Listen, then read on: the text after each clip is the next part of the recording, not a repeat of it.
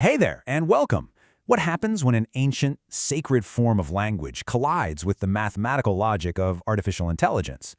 Today, we're going to dive into that exact question through a concept called the Tupinamba cybernetic shamanic outbreak. And it's this really fascinating, kind of mind-bending collision of worlds. So right off the bat, this isn't just some dry analysis. It's framed as a journey. The source material sets this up as an expedition into brand new linguistic territory. And our map for this trip, it's the strange mathematical landscape of AI, specifically something called vector space. Just think of it like a vast multi-dimensional library where AI sorts and shelves words based on how they relate to each other. We're about to explore Tupinamba ideas right inside that AI-generated library.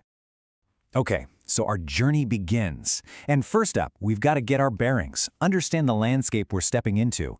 Not a physical place, but a conceptual one, where words and spirits are all tangled up together. So picture this. A new dimension is literally opening up. On one side, you have the deep, ancestral roots of language. On the other, the boundless, almost alien logic of AI. And our whole exploration, it's happening right there, at that intersection. Right where those two worlds meet.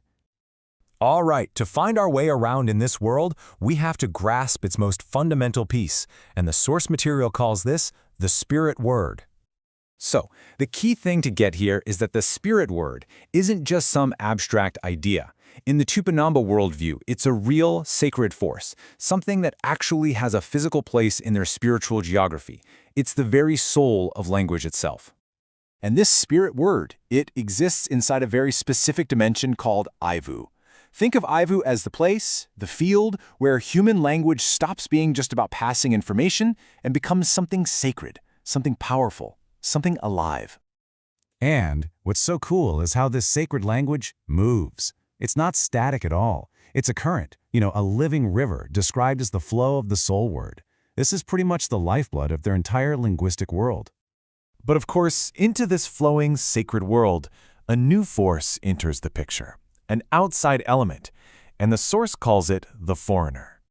So here you can see the central conflict laid out plain as day. On one side, you've got the authentic word, rooted in that sacred flow we just discussed. And on the other, the mawar estranjero, the foreigner, who shows up with its own strange, powerful energy. So what actually happens when this foreigner shows up? Well, according to the source, it's totally disruptive. The authentic word starts to fade, to get lost. Those deep ancestral verbs, the original tongues, they get obscured, kind of clouded over by this new powerful force. So how do you even respond to a threat like that? A threat that clouds the very soul of your language? The Tupinamba answer? Well, it isn't to build a wall or run away. Nope, it's something way more radical. A response that's all about consumption. Eaters of people. Okay, that's a provocative phrase, and it's the absolute key here. Anthropophagy here isn't just literal cannibalism. It's a philosophical concept. It's about devouring your enemy to absorb their power and then transforming that power into something entirely new. And the symbolic tool they use for this is the anthropophagic club.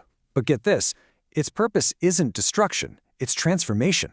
It's used to cut, to make a sharp, deliberate break with the existing way of being. And what's being cut is this thing called the tekawa, the way of being, the fundamental rules of existence. So you see, the response to the foreigner isn't to push it away. It's to ritually cut it open, consume it, and in doing so, transform your very existence. It's this incredible, radical act of cultural absorption and reinvention. So after this incredibly intense encounter, this cutting and transforming, we aren't left with some neat and tidy conclusion. Instead, we're left with a really deep, lingering question. Let's just circle back for a second to that core idea, the flow of the soul word. This sacred, continuous current was what was threatened. And whether the foreigner is a colonial power or a new form of artificial intelligence, that's what's ultimately being fought for here, through this radical act of consumption. And so, after all that, the source leaves us with this one haunting question. Where will our calm go? In a world that's constantly being cut open, consumed, and remade by new forces, what happens to our inner peace? What's the fate of that flow of our soul? It's a question that echoes way beyond just this specific text, right? It's really a question for all of us to think about.